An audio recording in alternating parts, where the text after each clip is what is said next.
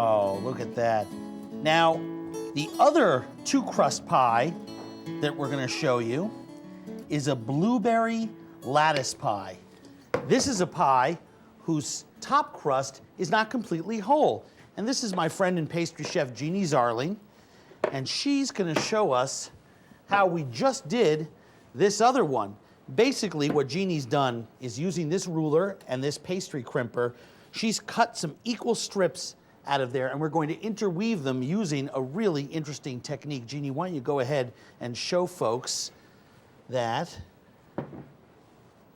we're taking some of our long strips and setting them across the middle of the pie, and that's important because you see we've just cut this round top crust into those pieces, so the longer ones go to the middle, the shorter ones to the edges, and the one that we're gonna do today is either 3x5 or 4x5. It tends to be different depending on the sizing of your crust and the sizing of your strips. And we'll get 5 going across one way and either 3 or 4 going across the other way. Oh, that's just beautiful. And you see how all of those pieces of crust are going to be bent back alternate ones, and we're going to interweave the others. Now you can see how one of those, a little tricky to work with, started to crack a little bit.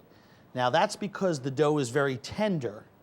And what's going to happen here is that when we get a chance to glaze it, we'll get a chance to repair some of those little cracks. If you have a piece that breaks, as it did with the one that we made over here, don't worry about it. You're going to be able to fix it once it goes on top there. You don't want to make a dough that's too stiff because then the crust would be tough. This is a beautiful, light, flaky, tender dough.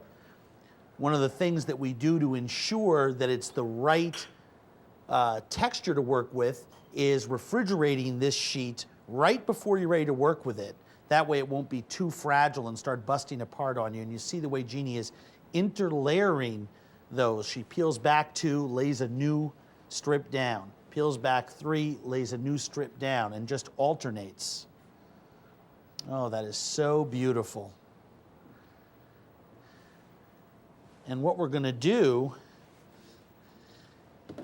is we're just gonna crimp this pie the same way we did the other one. That's just gorgeous. And we're going to trim the crust around the edges of this pie the same way that we did that apple.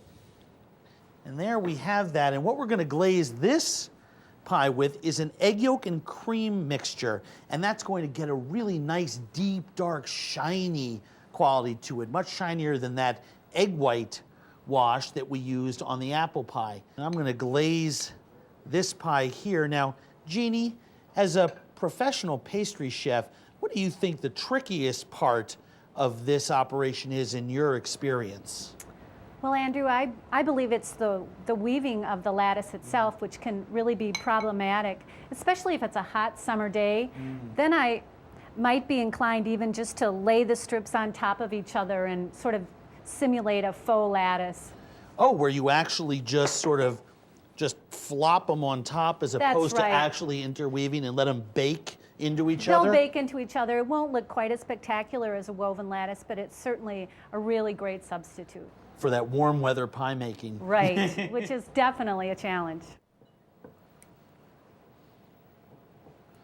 Okay, now, my pie is almost done here, and I'm gonna wait to put it in the oven until Jeannie is done glazing hers. And these cook for about 30 minutes in the oven at 400 degrees, and then just like the apple pies we did before, we turn the temperature down to 350 degrees and let them cook for about another 40 to 60 minutes.